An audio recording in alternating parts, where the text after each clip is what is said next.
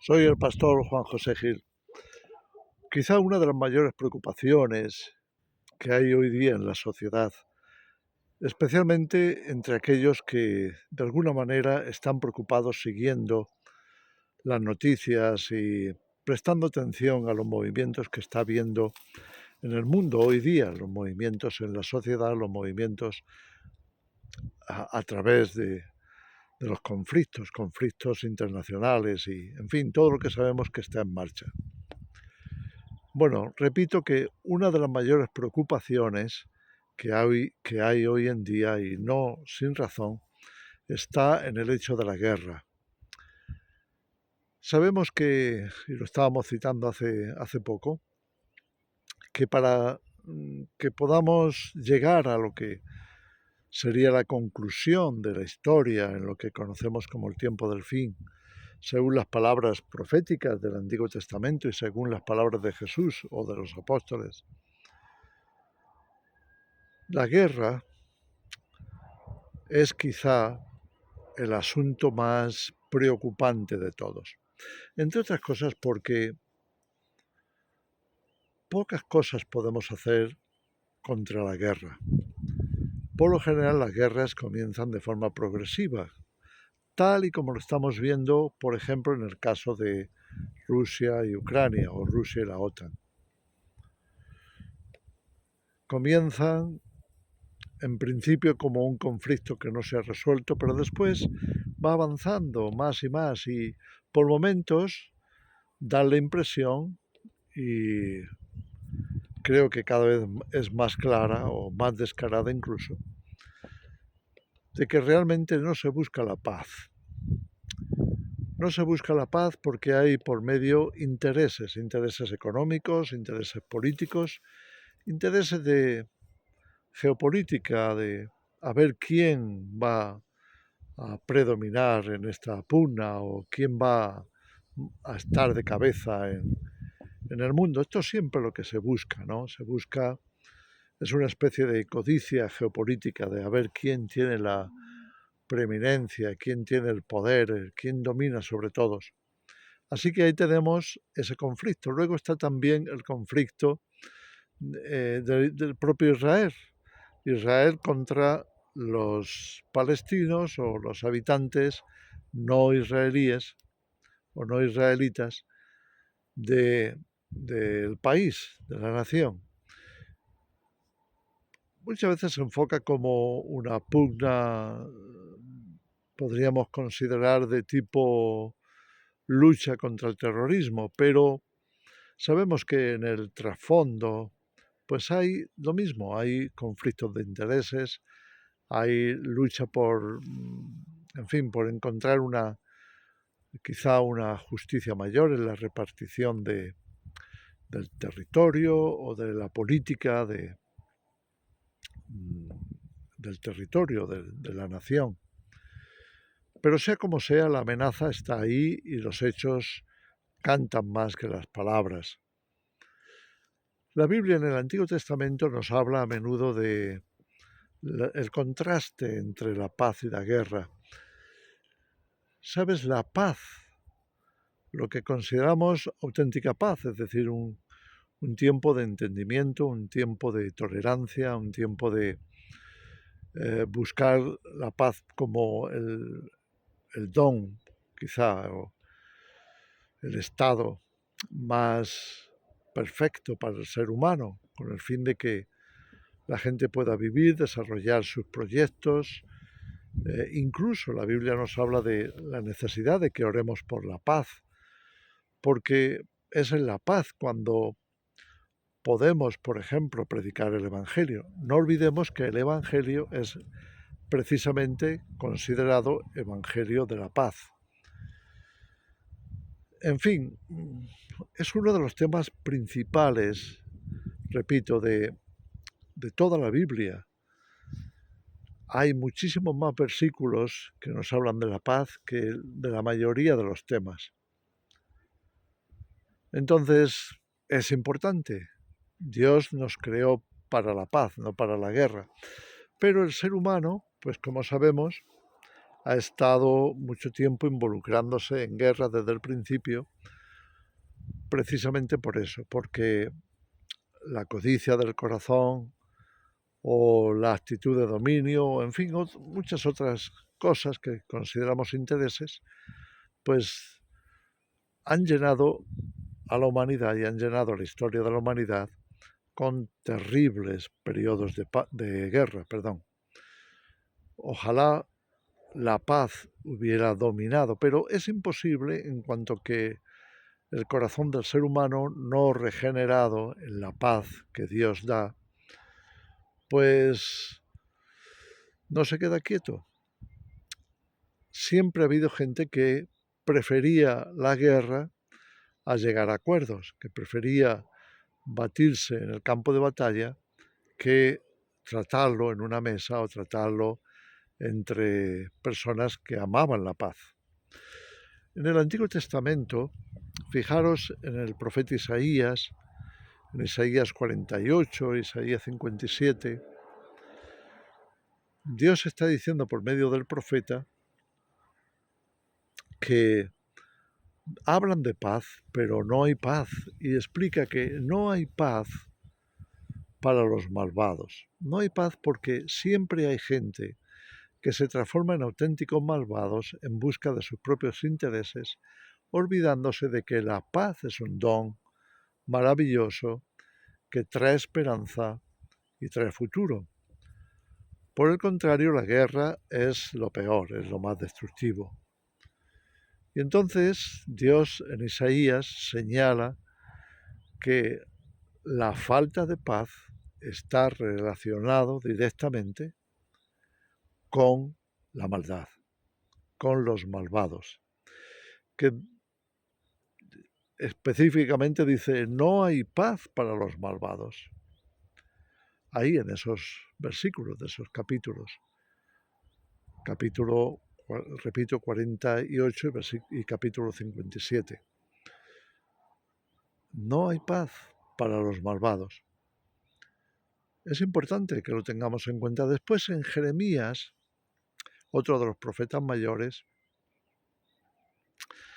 está hablando de cómo en la propia nación, muchos que están detrás de esos intereses, se refiere a la nación de Israel, gente que está en el poder, engañan al pueblo diciéndole, vamos a tener paz, como si fueran gente de paz,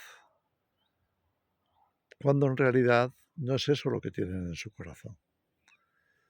Utilizan la guerra para defender sus propios intereses, utilizan la guerra para seguir teniendo el dominio de la sociedad, el dominio del país.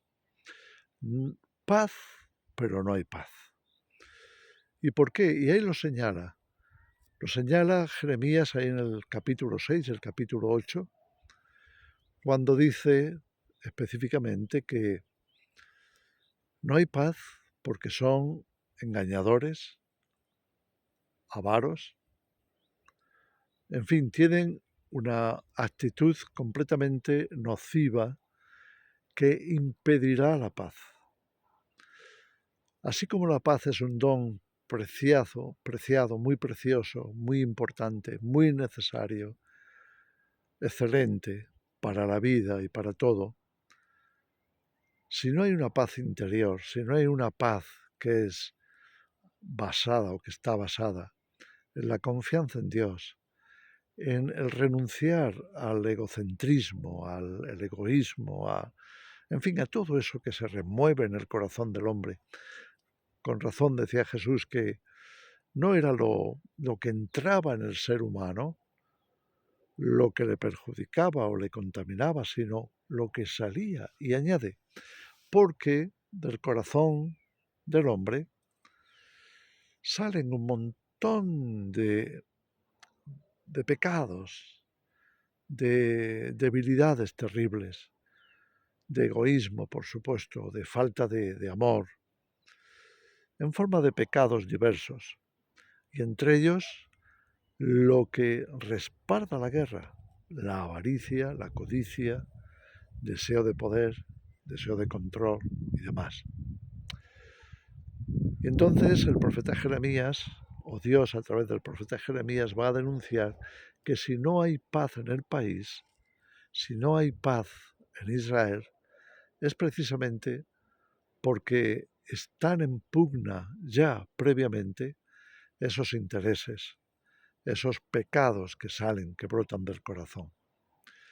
Luego en el profeta Ezequiel 13, por el versículo 10, nos habla de que efectivamente estaban engañando los que están en el poder, hablándole a la gente de paz. Algo muy típico de los políticos, que se les llena la boca de paz, pero a la hora de la verdad se unen para la guerra. Y no estamos hablando de guerras defensivas, porque ha habido una invasión, no, estamos hablando de guerras que crecen, detrás de lo cual hay negocios de por medio, negocios enormes, no solo en armamentos, sino en muchas otras cosas. Y al final, muchas veces, el resultado de la guerra es que los poderes económicos se afianzan en esos países y los transforman en algo así como mercado fácil. ¿Qué ha habido antes de que se llegue a eso? Pues mucha sangre, muchos muertos. Lo más terrible de todo, la juventud del país. Son las juventudes principalmente las que sufren el azote de la guerra y mueren a los 18, 20, 25, 30 años. La mayoría de los que mueren en las guerras son muy jóvenes, truncando el futuro, truncando también a las familias, causando un terrible dolor. En fin, y son forzados, son arrastrados a la muerte, llevados a la guerra.